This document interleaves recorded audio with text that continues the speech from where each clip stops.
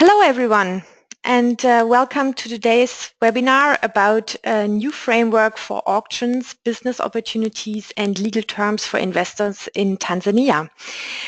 Together we are implementing this webinar in cooperation with the Delegation of German Industry and Commerce in Kenya. Thank you for bringing up this very interesting topic for us. And this is a new edition of our regular international webinar session titled Solar Business Webinars, organized on a regular basis by BSW to inform about the current developments on international solar markets. Before I come to today's topic, let me briefly introduce ourselves, the German Solar Association, BSW. We represent the solar industry in Germany in the technology field of thermal, photovoltaic and storage sector. And our members generally benefit from our activities like lobbying, political advice, public relation, market observation and standardization. And we are active since over 30 years and our headquarters is in Berlin. But beyond supporting the German market, we are also active worldwide, doing market studies, cooperating with other solar associations and implementing projects or representing the solar sector on international fairs and conferences.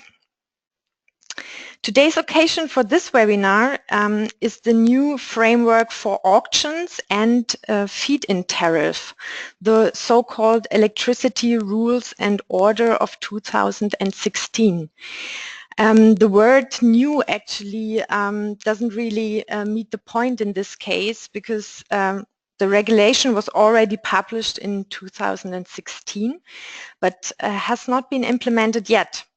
So we are very curious to hear about the details today, about the tender calls, maybe also getting an idea when investors should get into the starting position for the tender calls and what you actually have to do to participate in an auction.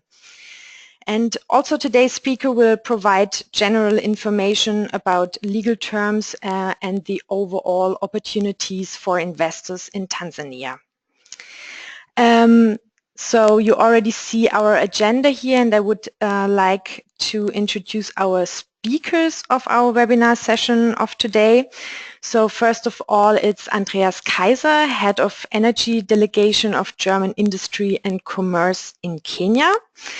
His office is in Nairobi, that's where he is at the moment, and Andreas is responsible for the topics renewable energy, energy efficiency, environmental technologies, and with a focus, of course, on Kenya and Tanzania. And also he is responsible for the very interesting comprehensive market studies on Kenya and Tanzania, which you will find on their webpage as well. And today he will talk about solar market opportunities in Tanzania and how to participate in a solar auction. Secondly, I would like to introduce Godfrey Chibulunye, Acting Director of Electricity of EWURA. EWURA stands for Energy and Water Utilities Regulatory Authority, and Godfrey will introduce us today in the renewable energy opportunities in Tanzania. And last but not least, Peter Cassander, a partner from Clyde & Co. Tanzania, who is with us today from Dar es Salaam in Tanzania. And Peter is an experienced advisor for projects in Africa, in power, infrastructure and the energy sector. And today he will talk about legal terms and opportunities for investors in Tanzania.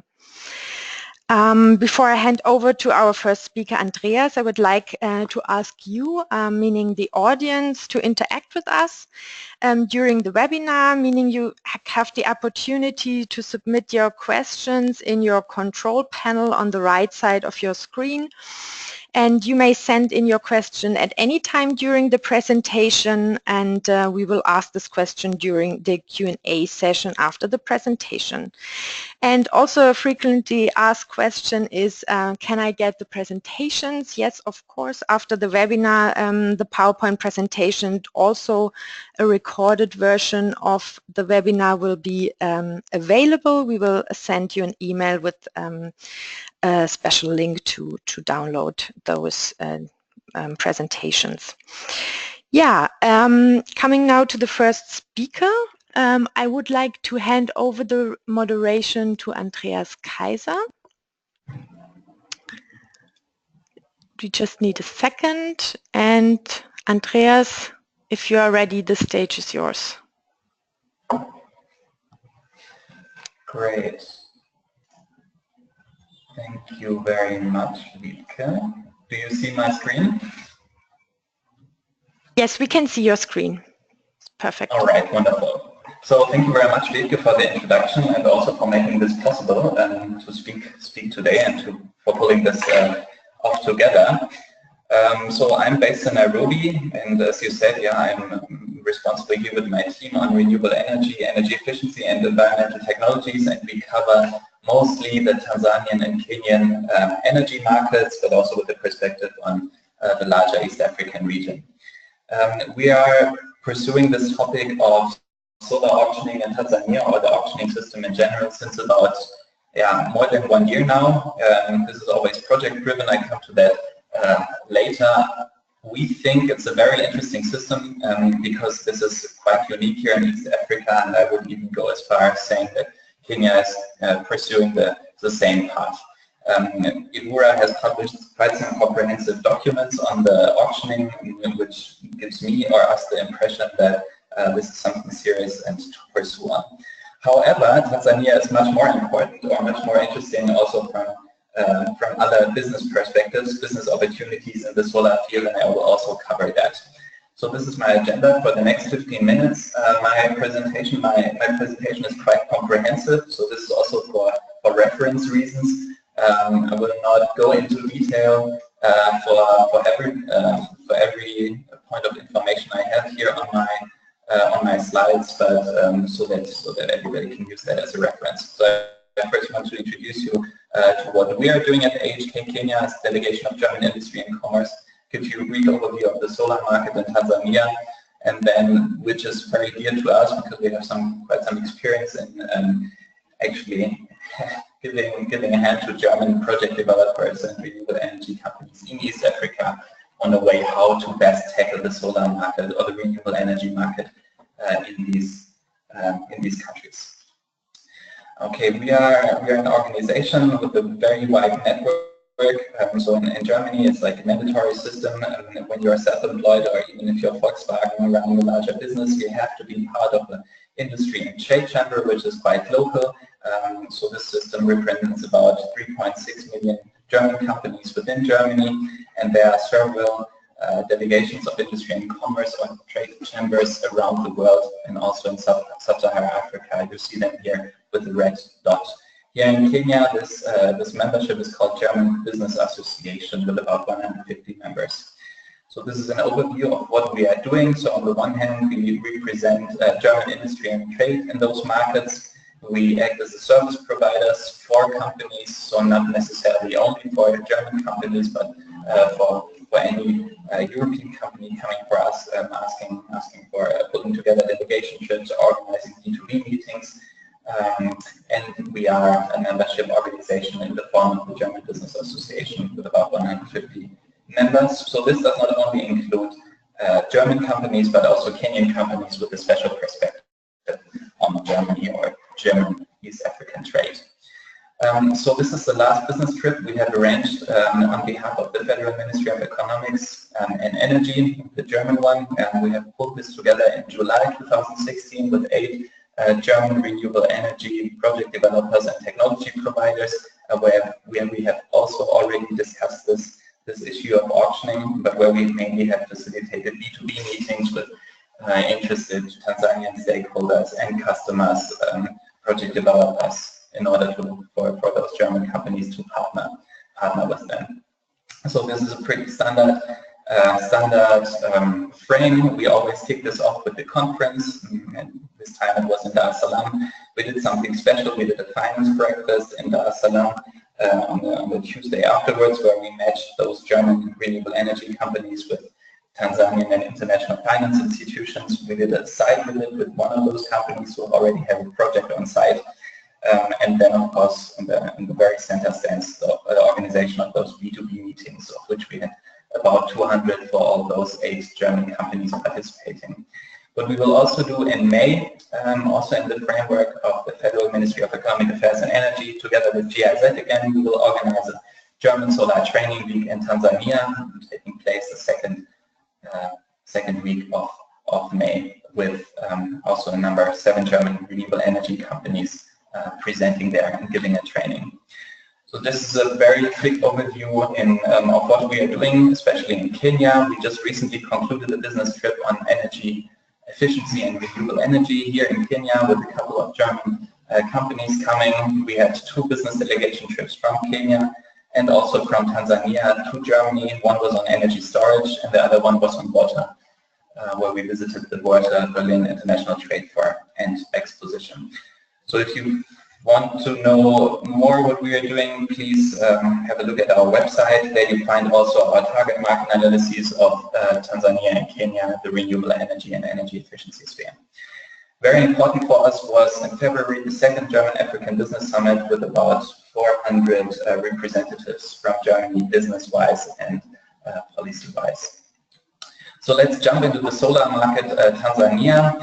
I just drafted here very quickly from the recently released Tanzania Power System Master Plan, the perspective of the Tanzanian government and how it envisions the system, the electricity system network to be developed until 2040. We see that we have about 1.4 gigawatt installed capacity today, and this is it's going to be more than tenfold in the next 25 years.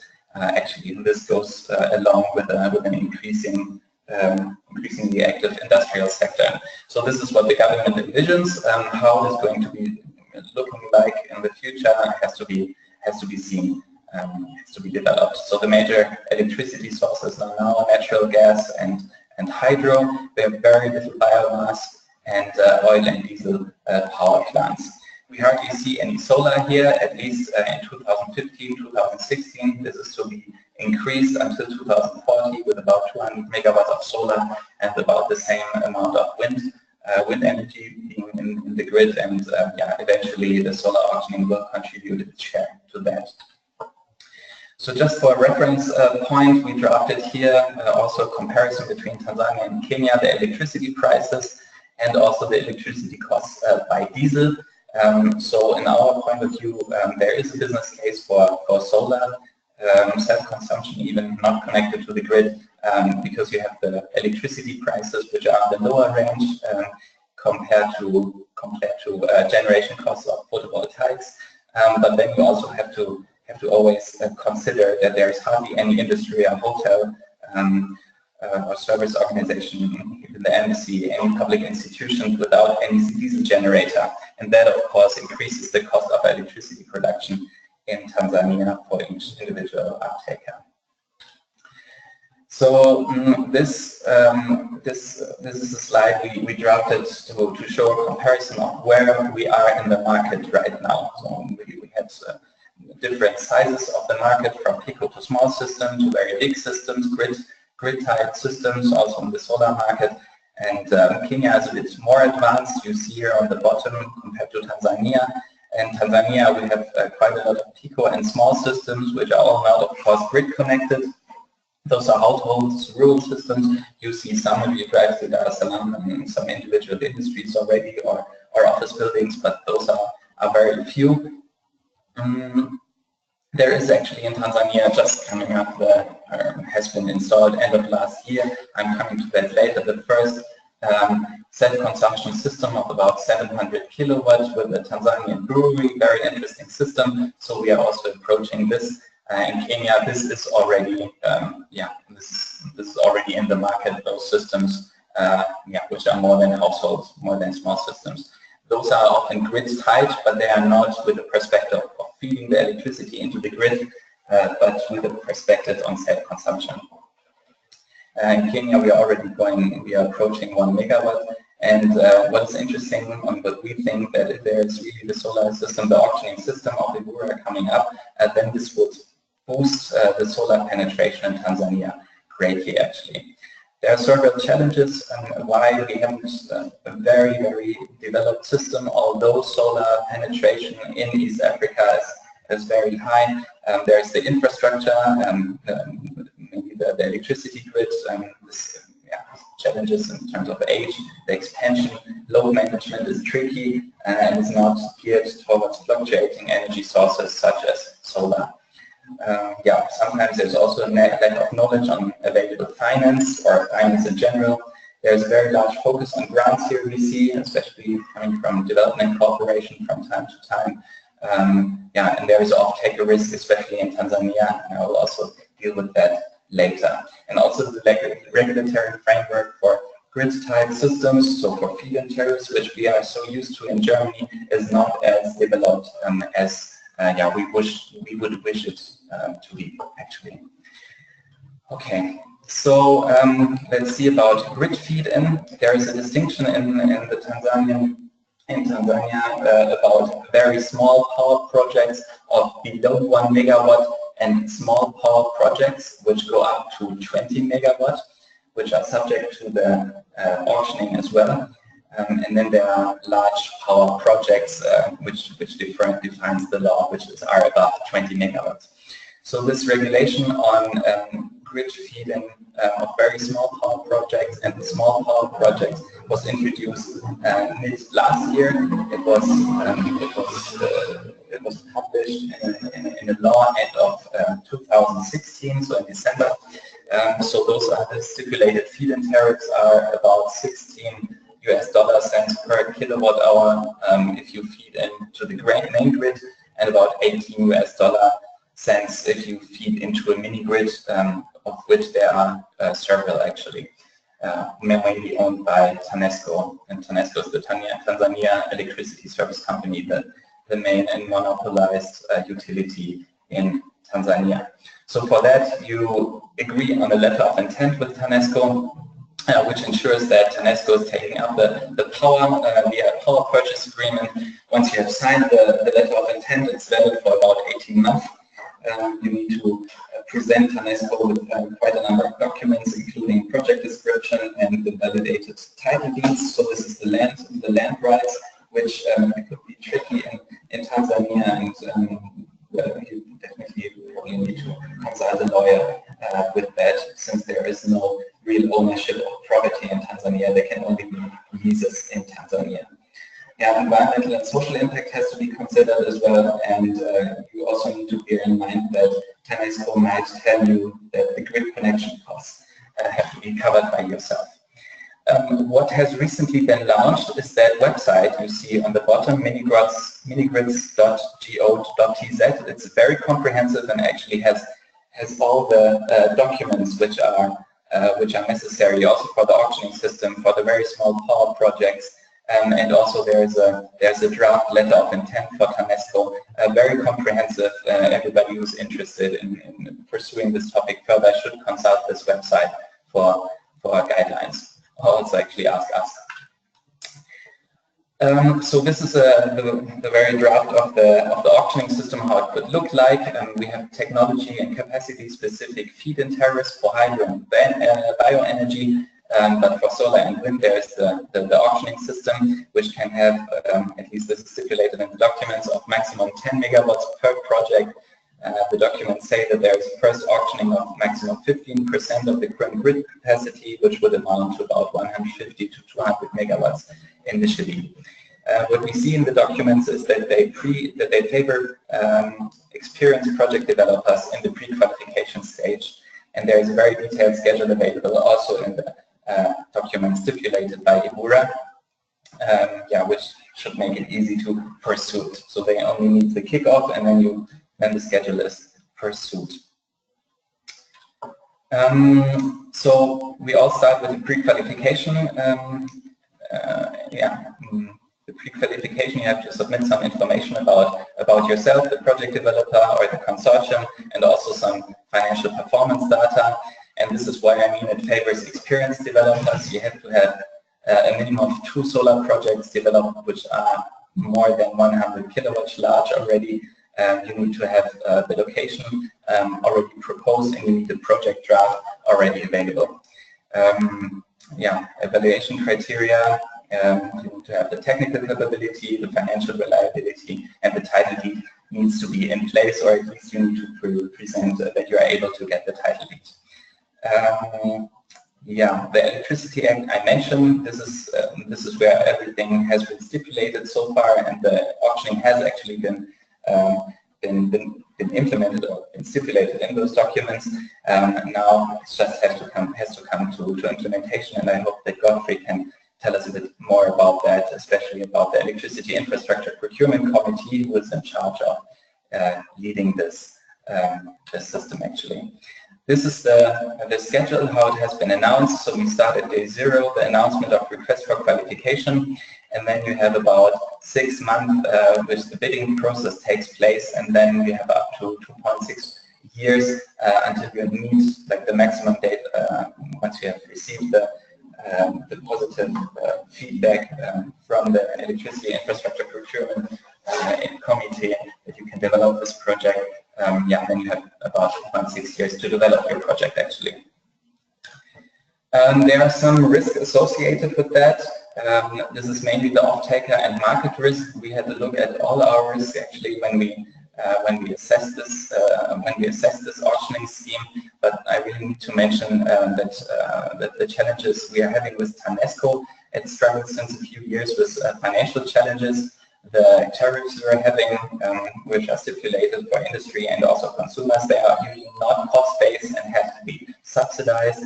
And one institution says, okay, if there are subsidies for the fossil fuel electricity generation, then it's not covering the feed-in tariffs from renewable energy. So this is certainly an issue which has to be covered.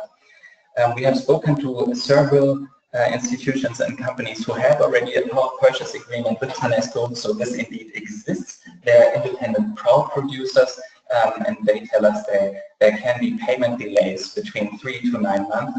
However, nobody ever complained that there is no payment at all. There are just delays, which of course then makes the bankability a bit tricky.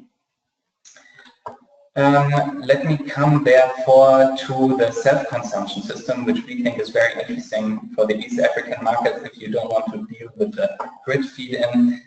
There has also been a regulatory regime implemented for self-consumption systems for the very small power projects and the small power projects which have a different range here. They start already at 100 kilowatt and go up to 10 megawatt again.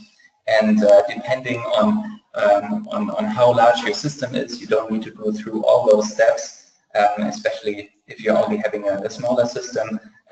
Yeah, then you need to make sure that you have the land usage, the company and tax registration, and a construction permit.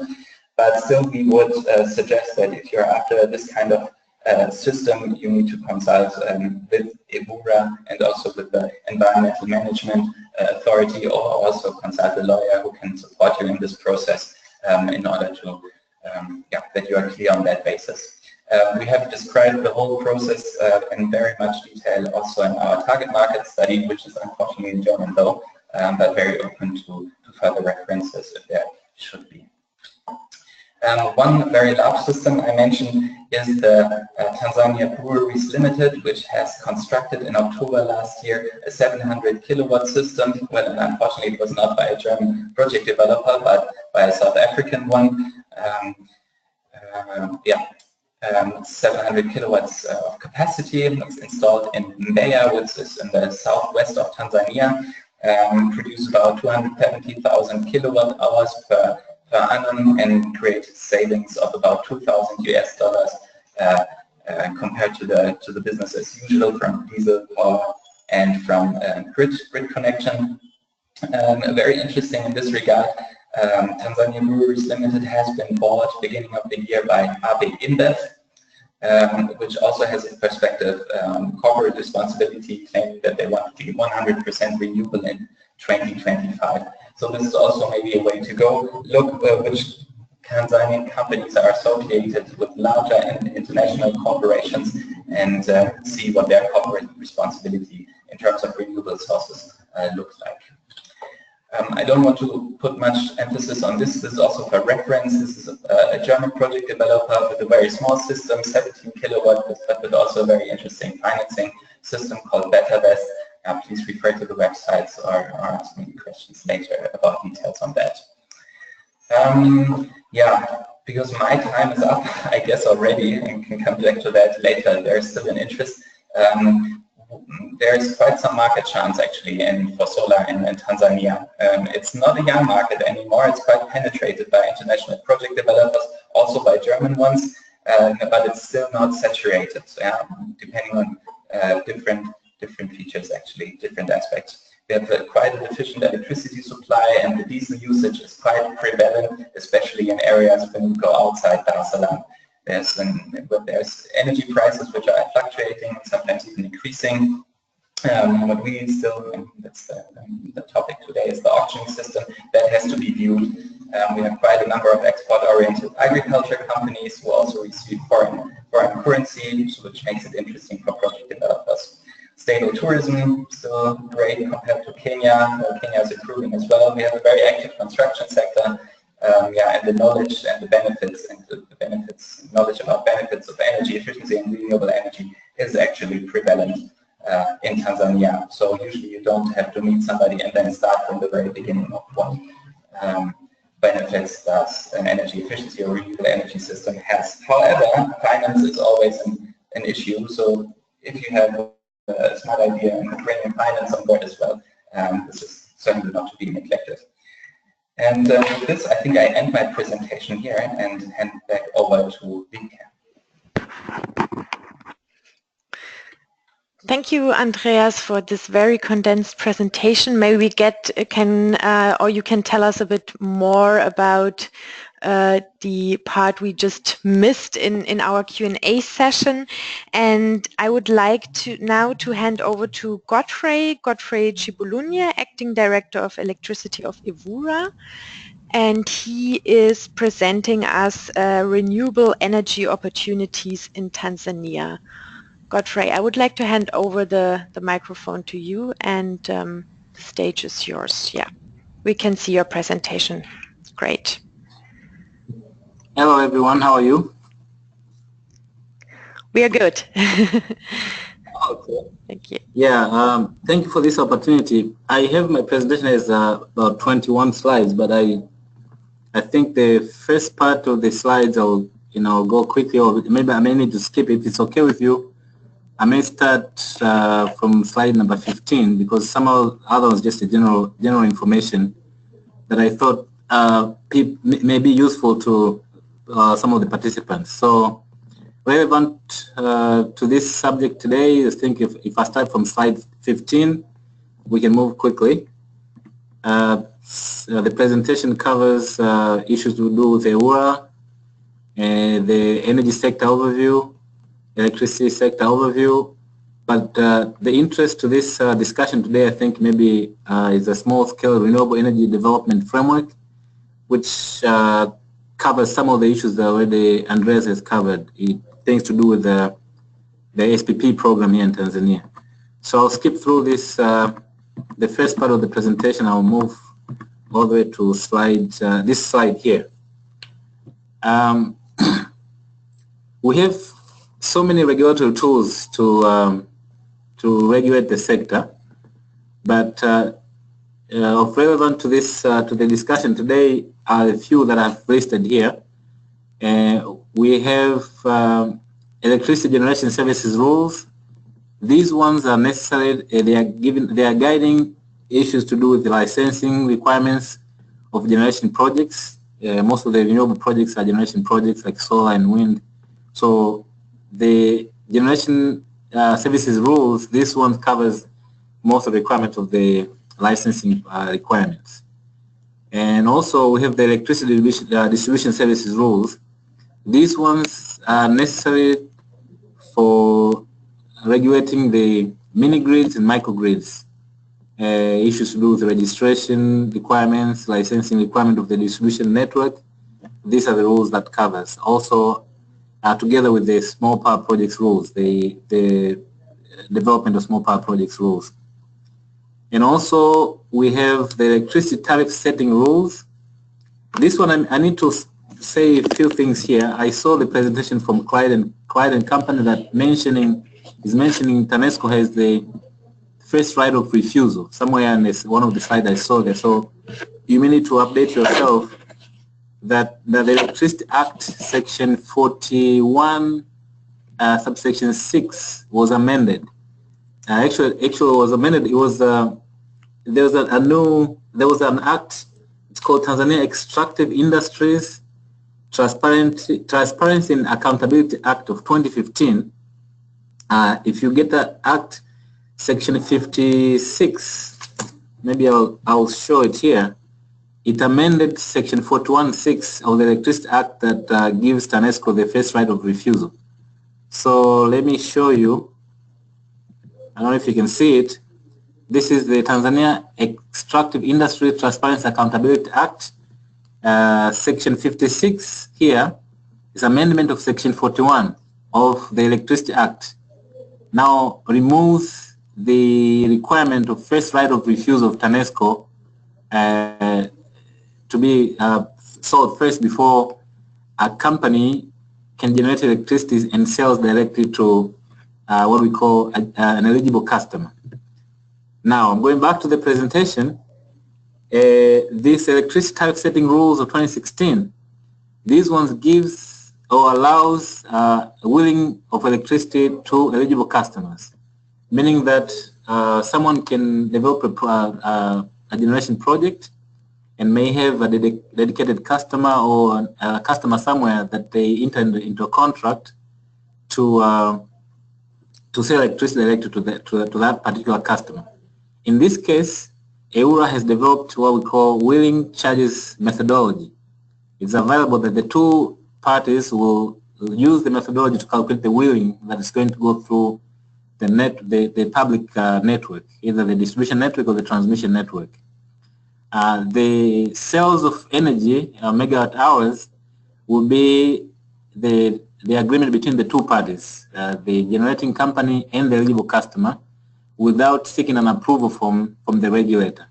So I thought it was important to mention this so that we are aware that the things have changed now. So we allow what we call, so just a business to do with the generation companies and eligible customers. So people can generate electricity and sell directly to eligible customer, not only to sell to TANESCO. And also we have the grid code and the distribution code.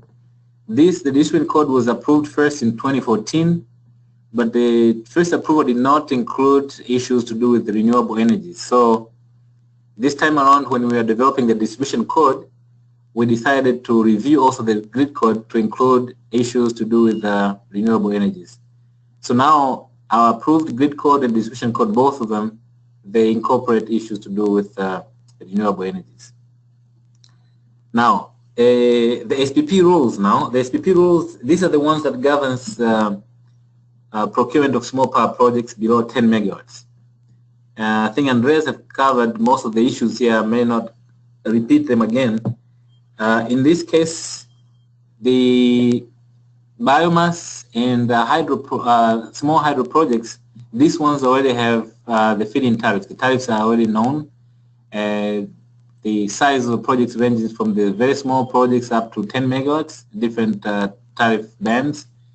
But also for solar and wind, this is where the requirement of competitive procurement of projects above 1 megawatt, those need to go through a competitive process. Andreas have covered most of this. Now, the SPP tariff order, that's the one has, it contains the avoided cost principal tariff calculation of the previous framework that started in 2008, and also includes the feed-in tariffs for solar, for hydro and biomass, and also includes the feed-in tariffs for small projects below 1 megawatt for solar and wind, and then it calls for competitive process for projects above 1 megawatt for solar and wind. Now, the projects below 1 megawatt of solar, we are considering a net metering program here in Tanzania. And also, we are also again reviewing the SPP rules 2016.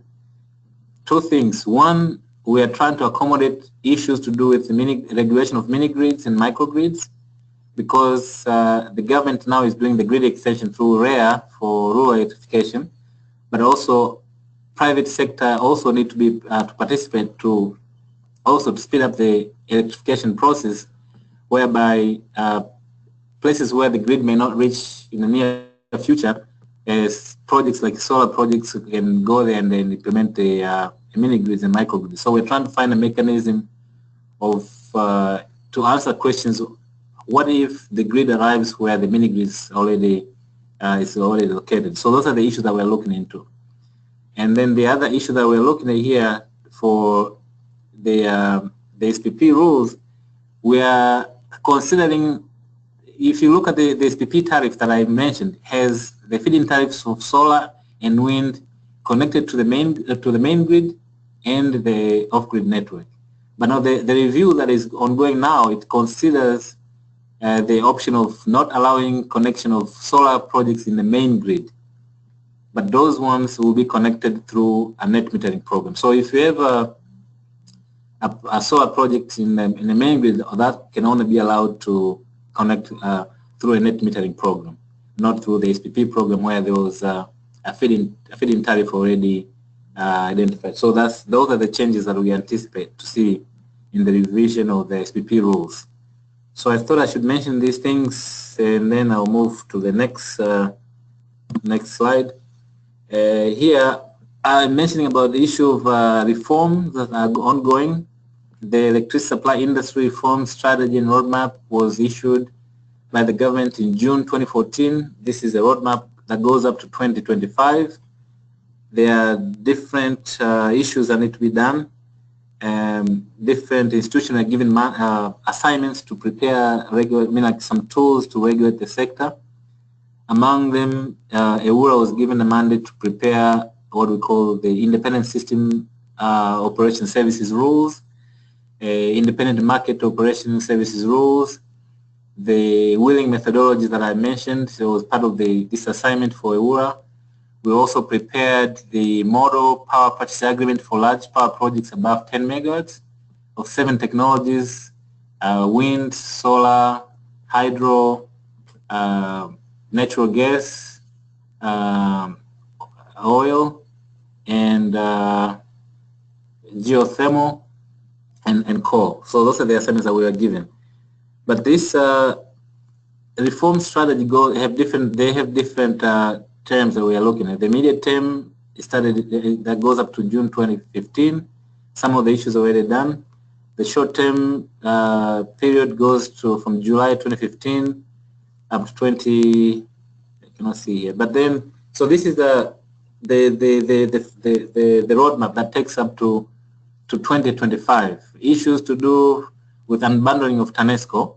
The first option was to start ring-fencing the generation, all the segments, the generation segment, transmission, distribution, and then the second stage was to unbundle the generation service from the transmission distribution. And then if you look in the future, there will be they also look at to unbundle the distribution from the transmission, so that there will be an independent system operator that will be doing the dispatch of the power plants. There will be an independent market operator who will be doing the transaction of the electricity market. There will be several generation companies, private and public. There will be several distribution companies. The transmission network will still be owned by the state. So this is a reform process. Now, things to do with the procurement of power projects. The government, through the minister, last year in October, they issued what they call Electricity Market Reorganization Promotion of Competition. These regulations were gazetted under GN number 292. Of particular interest, two things. One, in the competitive procurement, these regulations calls for, if you look at regulation number 12, it says all procurement of large power projects for all technologies and small power projects using solar and wind. So there are two things here. The small power projects are below 10 megawatts, the competitive process only for solar and wind. But all other technologies above 10 megawatts, those need to go through a competitive process.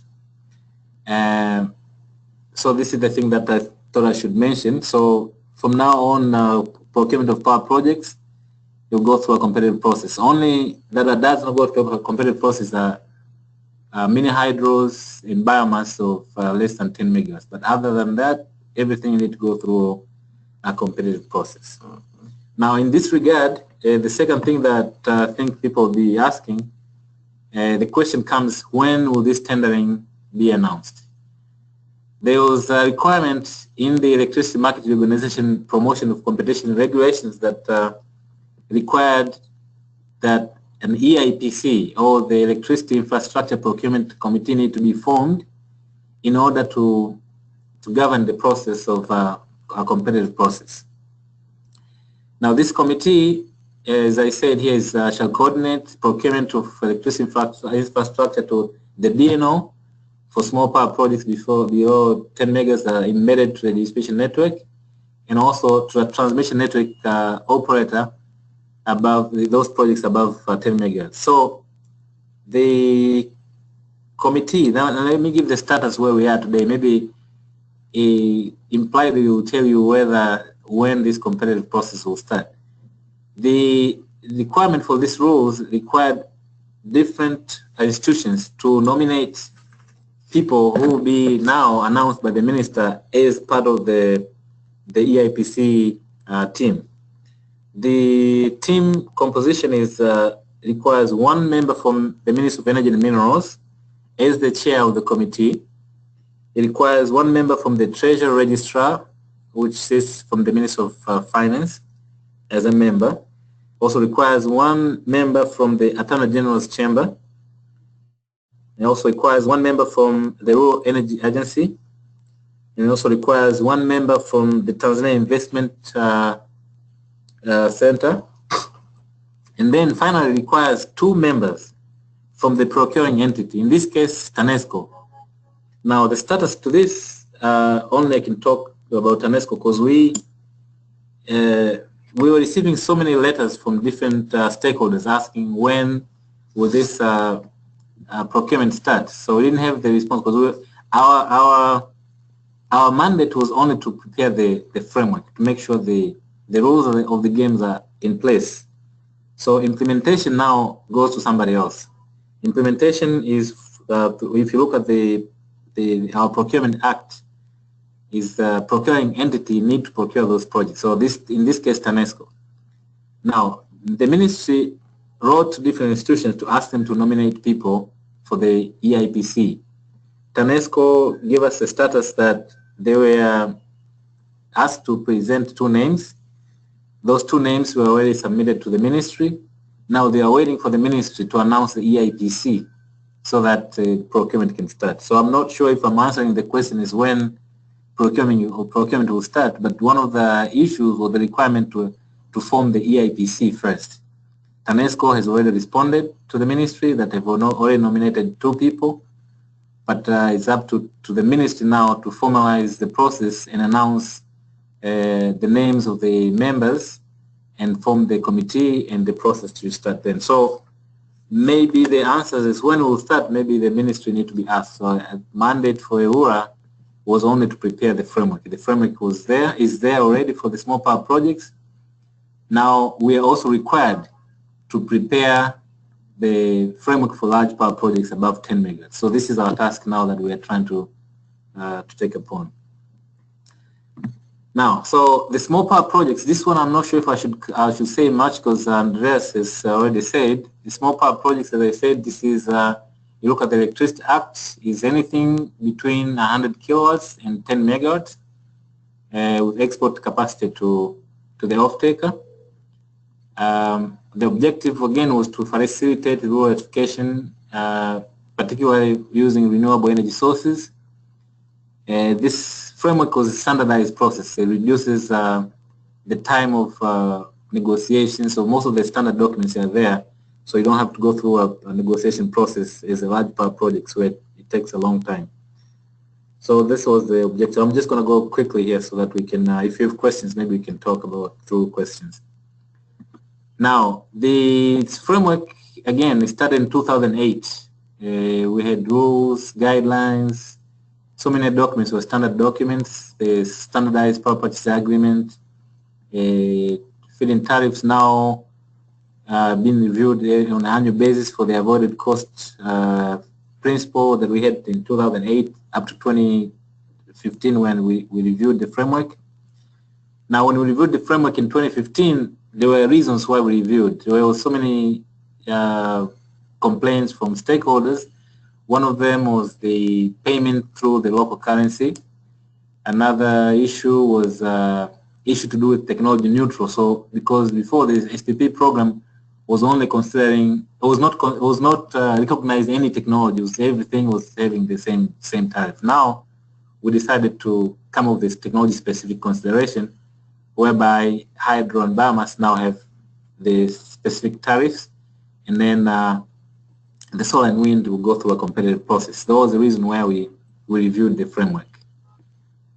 Success today, we have 16 SPPAs so far signed, maybe more because this information I have from last month. Maybe there's more. The last information I have is 16 SPPAs already signed, of the total capacity of 63.2 megawatts. We have 9 projects now operating, total of 23.82 megawatts, selling to TANESCO. This framework has assisted to reduce the cost of generation for isolated mini-grids.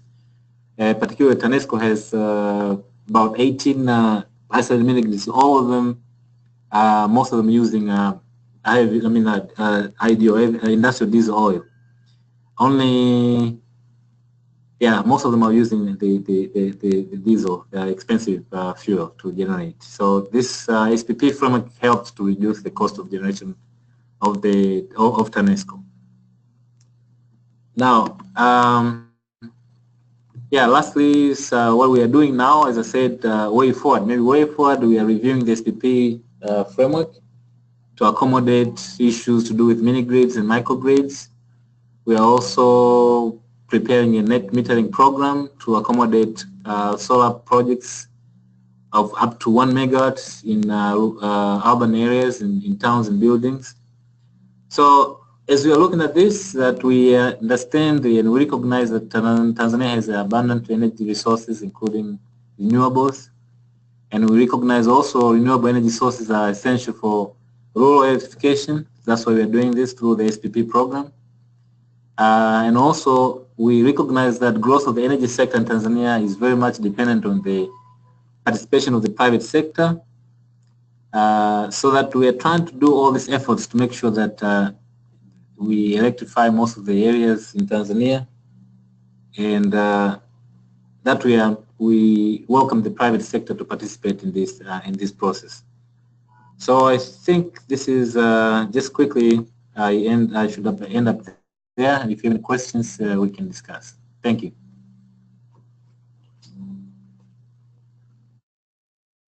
Yeah, thank you very much, Godfrey, for this presentation. And we already received some questions, but I will wait for our Q&A session. And I would like now to hand over to Peter Cassander from Clyde & Co. Tanzania, and he will present us legal terms and opportunities for investors in Tanzania. I'm going to hand over to you, Peter. Well, thank you very much. I just wanted to give you an overview of the presentation. What I want to do is to spend not too much time, actually, because Godfrey and Andreas covered off quite a lot of the most important areas relevant to this sector at the moment. But I want to focus in on the legal framework and opportunities in Tanzania. And although we have a pretty broad audience, I want to focus in on the new investors who are coming into the market, who perhaps aren't familiar with the legal framework in Tanzania and in East Africa in general, and to give you some pointers of what to look for in the context of getting involved from a legal perspective in this sector. So the points I want to look at are the legal framework in general, the legal framework as it relates to the solar sector, terms and conditions in a power purchase agreement, because ultimately the power purchase agreement as a developer is the most important document for you as it relates to the procurement process. And then I'll tell you a little bit about ourselves and our entry into the market as legal advisors. So very briefly, in terms of the legal framework in Tanzania, Tanzania is comparatively peaceful and politically stable, and has been since independence in 1961. In terms of economic growth, although we have varied views on economic growth, I mean it's growing at a good pace, 7% on average. If you look at the World Bank statistics, there is more than $100 million of foreign direct investment each year, and there is a focus on renewables, and there are opportunities in renewables for various reasons, geopolitical and otherwise, related to population and otherwise. Now, I'm not an economist, but looking at this from a legal perspective and at the opportunities, population of around 50 million, with only 30% access to electricity, is already an indication of the opportunity.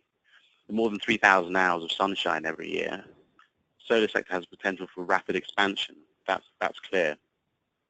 In terms of the nitty-gritty of the legal framework, it's based on English common law. Now, this obviously is important for those developers who operate in Africa in general, because it's a more familiar system to you, especially as it applies to the contracts and the various protections that you need within your contracts. Now, the important distinction, I think, here is that there are different laws for Tanzania mainland and Tanzania Zanzibar. Tanzania mainland operates an entirely different legal system to Tanzania Zanzibar, absolutely crucial. I think a lot of investors fall foul of this when they think about their entry into the market. So you need to find lawyers or advisors who are legally qualified in both jurisdictions to ensure that you get cover off in terms of the protections, depending on if you've got a wide portfolio looking at both jurisdictions.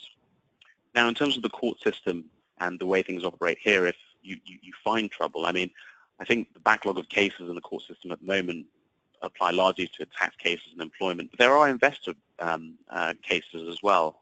And so I think when you're looking at a contract, you want to ensure, I'll touch on this a little bit later, that international arbitration is perhaps an option. And at least we know within the framework of Tanzanian law that it's actually possible to have arbitration. Just in terms of the institutions, very briefly, the Business Registration and Licensing Agency is the equivalent of Companies House, a company's registry in Tanzania. And registering companies is really much the same as it is in the UK or in other markets where English law is prevalent. You can set up a limited company and an SPV in the sense of a project finance structure for a solar project or otherwise, in much the same way you might in more developed markets. The Tanzania Investment Center is supposed to be a one-stop shop for investors in terms of permitting, in terms of land, in terms of looking at all the logistics associated with your project, and it's for investors bringing in approximately $500,000 or more of investment. The Ministry of Land is obviously a very important institution to consider when it comes to this sector. And I think land is a pretty contentious question when it comes to this region, not just in Tanzania, but in East and Southern Africa in general. I think it's really important to have a look at land as a key area when investing in this market and making sure that that's really well under control before you make your investments. The Bank of Tanzania, obviously you want to make sure your inflows and outflows are right. I think Godfrey talked very briefly about, and Andreas talked about very briefly about how power purchase agreement would work in terms of currency. But looking at currency risk, you really do need to understand how the Bank of Tanzania regulates currency. The good news is from a typical classic project finance project, foreign loans and the registration of foreign loans is really quite straightforward, and so it lends itself well to a classic project finance structure. There aren't any of the restrictions that you see in markets like South Africa when it comes to exchange control, so we're not very heavy-handed in Tanzania on that. So what you can imagine is a very navigatable jurisdiction in this area. Now, in terms of the framework for solar, I don't want to touch too much on this because it was touched on by Godfrey before, but the Electricity Act 2008 is important to look at. In terms of the types of projects, I think we just need to distinguish between projects which are in excess of 1 megawatt and just understand the concept that there is a competitive bidding process for these. There's much less regulation for anything under 1 megawatt. In terms of institutions in the solar sector, the Ministry of Energy and Minerals sets the overarching policy, whereas Aurora, as Godfrey confirmed, regulates the sector in general. NEMC, or the National Environment Management Council, is also very important, and it's important to consider NEMC when it comes to fees, because there are some new regulations when it comes to fees, which are actually quite onerous in terms of investors. But I'm very happy after this, if anyone wants to email me or otherwise, to answer questions on that. TANESCO, we've touched on TANESCO as well, so I don't really want to touch on the unbundling because we went into quite a lot of detail about this previously on the call. Now, in terms of the terms and conditions of the power purchase agreement, I think it's important to understand the genesis of where these standard documents started. I mean, Godfrey did talk about them being published by the regulators in 2013, and it's the starting point in the procurement of energy from a solar generating plant is the description on the front cover of these documents. They're relevant to larger than 10 megawatt projects, which involve a public institution such as TANESCO, for example. Now, more recently, there was standardized PPA for solar projects, and that came in under the Electricity Development of Small Power Projects rules. And this is relevant for projects which are less than 10 megawatts, and they must be for a period of 25 years or 25 years. Now, I think just to summarize this slide, I don't want to confuse people. I just want to make the distinction between there is a model PPA for larger projects for 10 megawatts, which is different to the standardized new PPA for projects which are less than 10 megawatts. Now, these are readily available, publicly available documents, and so it's worth having a flick through those depending on the size of your project. Now, noteworthy terms in the power purchase agreement, the conditions precedent are all based or determined on a case-by-case basis. Now, an example is the likely to include proof of entry into a guarantee agreement. Depending on the structure of your contract, I think guarantees are quite contentious. Guarantees of what? Guarantees of tariff or guarantees from government is very contentious in Tanzania at the moment, and a lot of attention needs to be paid to this, especially in the conditions precedent. Indemnities, fines for non-compliance with Tanzanian laws borne by the non-complying party. Dispute resolution is absolutely key. This is the one which I think is quite topical in the news, that the standard PPAs have an option for ICSID, ICC, or LCIA arbitration. But in practice, I think you'll find that governments in the region, including Tanzania, will be very cautious about entering into agreements which have foreign dispute resolution. They'll want to look for local arbitration, which for a foreign investor may not be that attractive. But this will be a point of a lot of discussion and debate. The assignment provisions are important because of fair competition commission clearance issues to consider prior to assignment, and you need to get specialist advice on this from a law firm or otherwise. Liabilities under the PPA, there are certain provisions which you need to look at very carefully because they subsist or remain after assignment, and I think it's important to focus on the fact that there is residual risk associated with assignment clauses. So that's all I wanted to touch on at the moment with the limited time we have, but just to explain that you can contact us as one of many legal advisors. Clyde & Co is operating across East Africa, and we have 47 offices globally. And our contact details are here. And obviously, I'm open for questions as well. Thank you. Thank you very much, Peter. I would like to start now with the Q&A session, and we already received some very interesting questions, and I think we received 3 questions actually from Manolita Wiel from Renak in Berlin. Hello. And she asked 3 questions, and I think maybe Peter, that might be questions addressed to you.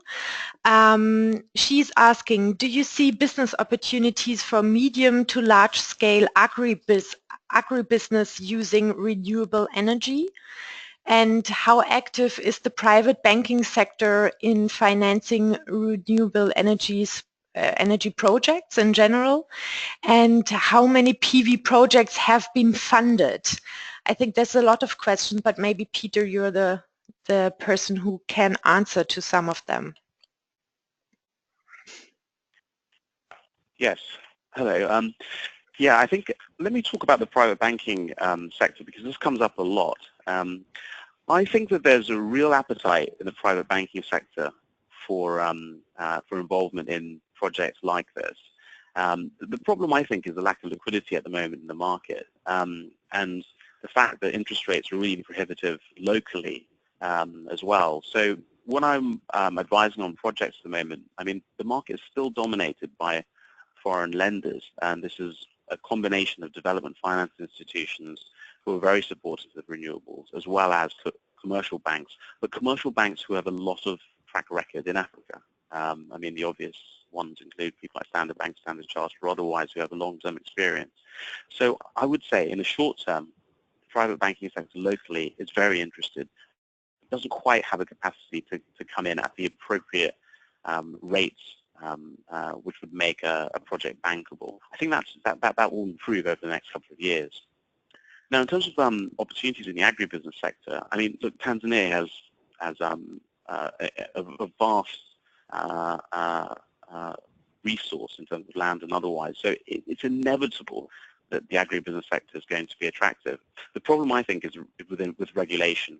We haven't got to a stage yet where we're able to cut through some of the regulation as it relates to land in the way that you would see that agribusiness should be able to take off. Now, I'd defer to someone like Godfrey in terms of the plans for the future, because I'm not acting for the government or working for the government. But I think that's the main obstacle that I find from my clients in terms of those 2 areas. Thanks. Yeah, thank you, Peter. And we have also 2 questions from Mr. Leo Schiefermüller, and I think that's probably addressed to Godfrey.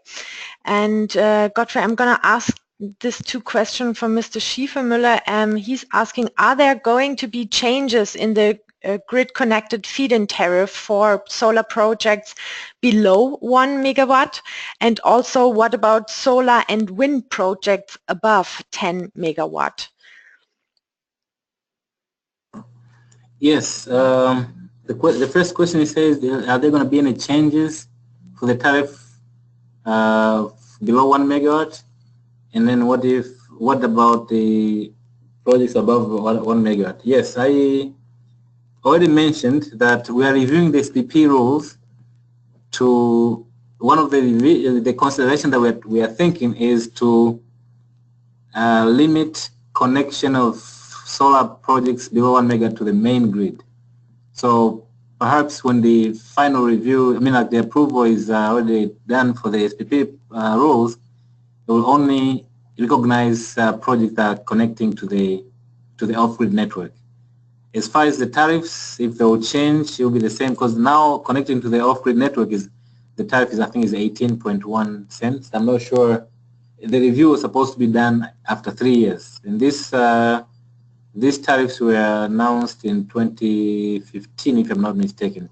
So 2015, 16, 17, the review will be next year to review the number. But the main grid connection may not be available anymore after this revision. Now, for the large projects above 10 megawatts, as I said, the regulations from the minister, the market reorganization regulations, they are requiring the regulator to put together a framework for a competitive process for projects above 10 megawatts for all technologies, not only solar and wind. So the framework is going to be put together in place. But we started, the ministry started doing this. We have the draft documents for a competitive process. We have the RFQ documents for large projects. We have RFP documents in draft form. The RFQ documents were already, they are not in the draft form, they are final, because they were vetted by the government machinery, including the Public Procurement Regulatory Authority. So the RFQ documents for large projects are already done. Now the RFP documents, they are in draft form. So they need to go to a vetting process. But now it's the task of the regulator now to prepare a framework for a competitive process for large power projects above 10 megawatts for all technologies. Thank you. There's another question. Thank you, Godfrey. And there's another question. I think maybe it's also linked to your topics. It's from Alan Okemba, and he's asking, we would like to know if the tariff, SPP, is actually paid in US dollar or in local currency. Yes, the tariff is, the contract you say is US dollars, but the payout can be in T shillings, an exchange rate of that, using the Bank of Tanzania's rates of the day of payment. So, but the tariff is quoted in US dollars. Okay, thank you. And we have a lot of questions here actually, so I'm trying to get through it. And the other question, it's probably for Peter, and David Kigima is asking, hi, what is required for a foreign private project developer to access land for a power project? Thanks. So I'll take that one. Yeah, I mean, look, I think the easiest way to answer this question is that there's a route through the private sector, the out-and-out private sector, and then there's a route through the Tanzanian Investment Center. Now, the Tanzania Investment Center, as a one-stop shop for investments, has nominally what's called a land bank. Now, this land bank is supposed to be swathes of land which are owned by the government, which are for the development of projects. So you should, in theory, be able to go to them and say, right, we've got this excellent project with a business plan, but we need land in an area where we can develop a solar project. And they should be able to, over a period of time, look for various options for you. It's called an optionality study, which is supposed to do over the first 3 to 6 months of your investment. So that's the conventional government end. But what I've seen on the ground, actually, is lots of developers coming through and meeting with local Tanzanian partners who own land already. And I see more regularly that route where someone has an item for investment, like some land owned by a Tanzanian, and they go into a joint venture together over the land owned by the Tanzanian local expert. It may be that after they initially sign that initial framework agreement or joint venture agreement, that they still go to the Tanzania Investment Center and try to get this land gazetted for investment purposes. But alternatively, they just go this private path and go hand in hand on a completely arm's length private sector basis with the local Tanzanian. Now, the choice is very much binary. It's commercial, isn't it? So if you're an investor who doesn't have any knowledge of Tanzania, clearly go for the Tanzania Investment Center, who should help you. But if you have a bit more savvy and understanding of the region and of Tanzania, then obviously if you have contacts with local Tanzanians, you may be able to get a better commercial arrangement with the local Tanzanian who owns the land already. Thank you. Thank you, Peter. And the next question, maybe also for Peter or maybe also for Andreas, to get you, Andreas, also involved in this Q&A. It's from Benjamin Kimatu, and he's asking about the taxes. Please comment on taxes imposed on solar equipment imported into Tanzania. What is taxable and what is not? Would you like to answer, Andreas, or do you want to hand over to Peter? I'm having that in my documents somewhere. I don't find it, so maybe if Peter has a quick answer, I would be grateful. If not, I can. Hi. Yeah, I think that, well, firstly, I'm a project finance lawyer rather than tax lawyer, but I think that in general, when it comes to this sector, there hasn't been a huge amount of regulation over and above what is taxable for plants and equipment or otherwise for any other sector. Now, Andreas, I'm not sure if you have your tax paperwork. I don't have anything here from the TIC which has a list of the different types of taxes applicable to this, but you may want to comment further. But in terms of business taxes for a company, it's exactly the same as any other company here in Tanzania. So there is no additional layer of tax for the company, as it were. It's just regulated as a normal company and taxed roughly broadly at 30%. But I think we probably don't want to go into too much detail on this without getting an accountancy firm or otherwise, and depending on the specific nature of the person's investment. But I'll pass it back over to you, Andreas. Okay, thank you, Peter. There's one more question to Godfrey. Thomas Hager is asking this question to Godfrey. Did I understand you right in your last answer that Evura wants to undermine that a very small solar power producer below 1 megawatt directly to TANESCO main grid? If so, why? I have to admit I have trouble to understand your question, but maybe Godfrey, you can answer it. Yeah, I'm having a hard time too, but I think what he's asking is, when I said currently the SPP rules allows connection of solar power projects below, solar and wind below 1 megawatt, both to the main grid and to the off-grid network. And I said the review process is ongoing, and probably we will consider not allowing the small power projects to be connected to the main grid using the feed-in tariff.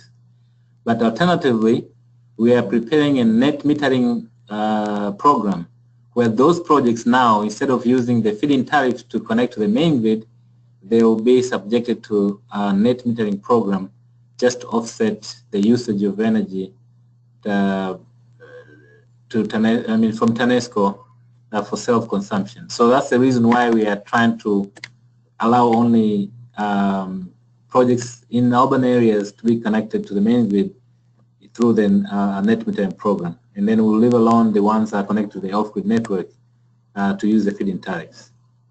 Thank you. Okay, thank you, Godfrey. Andreas, I would like to involve you again in the discussion because you said you have some more comments regarding the text question. But we have trouble to get your mic open. Wait a second.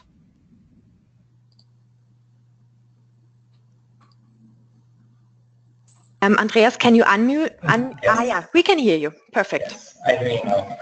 All right. So there is actually this is a question which can probably not be answered just in one sentence. There is an import and uses tax on half-ready products of about 10% and 25% on ready products which are assembled already. However, there are parts of solar systems which are waived, so the import tax is waived.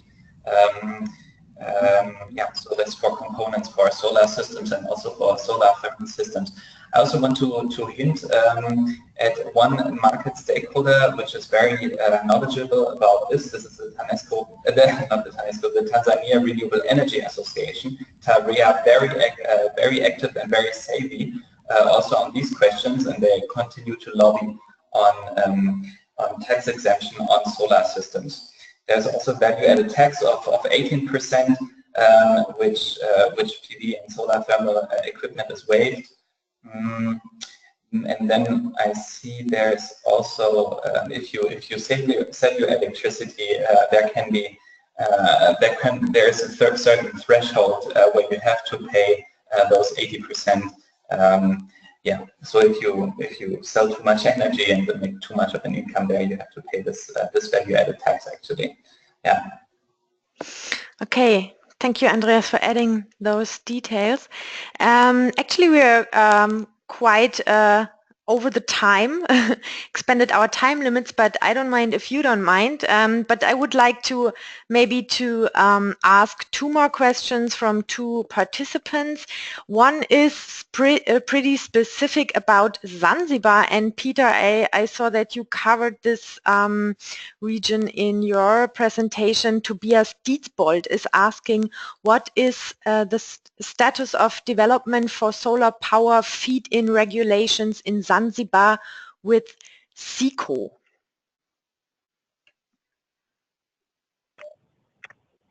Hi there. I think in terms of the status of anything government related, I think Godfrey's probably the person here, because I can't really comment on where the government is in terms of bringing these things out.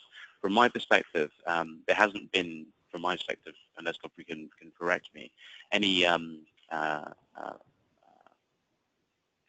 movement on this particular question of the feed-in tariff in Zanzibar for the last year. But Godfrey, I defer to you. Zanzibar, our jurisdiction ends in the mainland Tanzania.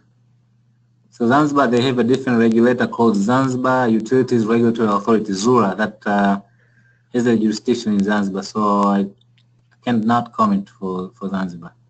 Okay, I thought so, because it's a very specific question. And I would like to ask the last questions from Mr. Stevers. He subtitled his question with question from power providers Tanzania. And there are two questions. Is there already a timeline for net metering, and as it is below 1 megawatt, will it also apply to households and small businesses? And the second question is question also from power providers in Tanzania.